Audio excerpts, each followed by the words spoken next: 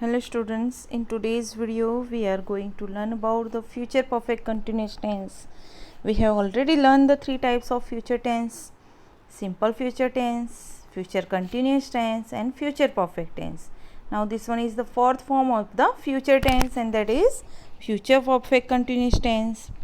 ऐसा जो कंटिन्यू है, परफेक्ट भी है, कंटिन्यू भी है, दैट मीन्स कंप्लीट भी हो गया, start in the past but still it is continue रहेगा फ्यूचर तक, that means this is also एक इमेजिनेशन है. And it is used to express an action which began before a definite moment in the future and is in progress even at that moment. मतलब कि start हुई है और उसी समय continue रही है. एक एग्जाम्पल है, by next month we will have been living in this house for 2 years. अब next month we will have been living in this house, इस घर में रहने जा रहे होंगे, मतलब रह रहे होंगे, बट कितने टाइम के लिए? For 2 years. Again I am telling you that कि परफेक्ट कंटिन्यूस टेंस होता है तो उसमें सिंस और विल इनका यूज़ होता ही है. Then second, when you come the cricket match will have been going on, कि भाई जब तुम आओगे, है ना, तब क्रिकेट मैच क्या होगा? चालू होगा. अब यहाँ पे हम अफर्मेटिव सेंटेंस देखेंगे. अफर्मेटिव सेंटेंस का स्ट्रक्चर है subject, will, shall, have been और वर्ब की fourth form, then other words. तो students you can see that here in all the examples you can see the for या फिर continuous जो भी रहता है. जैसे कि फर्स्ट एग्जाम्पल है, I is the subject, shall have been पूरा आ गया, ये shall have been working, work plus ing, that is verb की fourth form, in this company for 10 years, कि भाई ये इस कंपनी में 10 years से वर्क कर रहा होगा. एक्चुअली ये स्टार्टेड दिस वर्क बिफोर, पहले ही स्टार्ट कर दिया go for some time, but जब ये बात कर रहा है, जिस समय की बात कर रहा है, दैट मीन्स कि तब तक उसे 10 years पूरे हो जाएंगे. Then in second, you will have been working in this company for 10 years.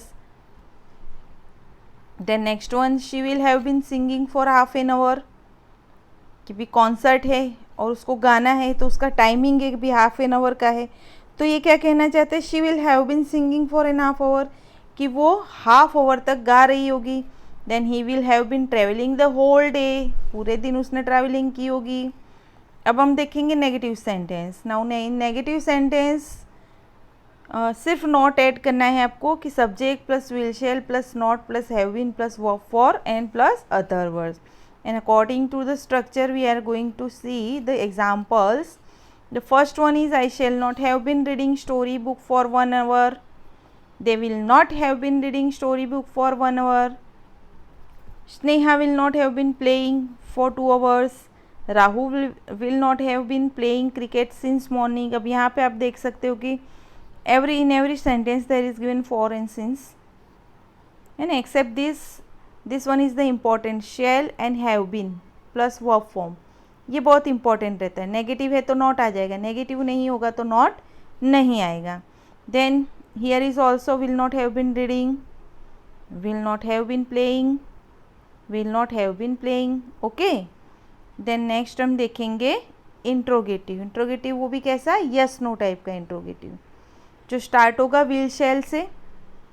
Then subject, other part वो का वही है, बस विल, शैल आगे आ जाएगा इसमें, ठीक है, क्योंकि हम क्वेश्चन पूछ रहे हैं. So examples is what? Shall I have been writing a letter for 2 hours, sorry, यहाँ पे भी 4 आ गया, यहाँ पे भी 4 आ गया, यहाँ पे सिंस आ गया, यहाँ पे भी सिंस आ गया. And about the structure, interrogative है, that's why we put shall, will आगे रखेंगे. Then have been writing, will, have been writing, will, have been helping, will, have been teaching. Okay. तो अब यहाँ पे ये जो सब्जेक्ट है, आई, ही, साहिल एंड टीचर, ये क्या है? सब्जेक्ट हो गए हैं. अब नेक्स्ट हम देखेंगे students interrogative sentence, WH type questions.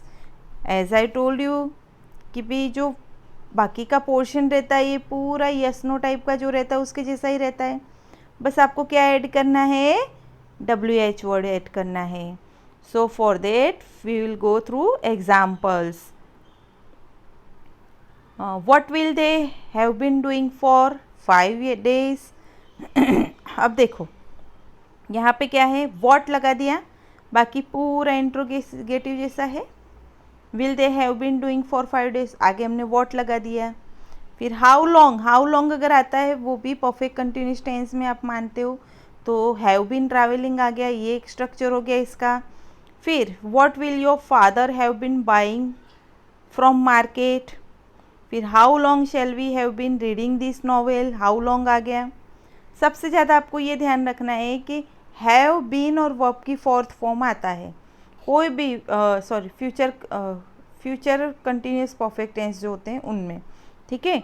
अब हम देखेंगे इंट्रोगेटिव नेगेटिव। इंट्रोगेटिव भी है और नेगेटिव भी है। हमें यहाँ सब्जेक्ट के बाद नॉट यूज़ करना है।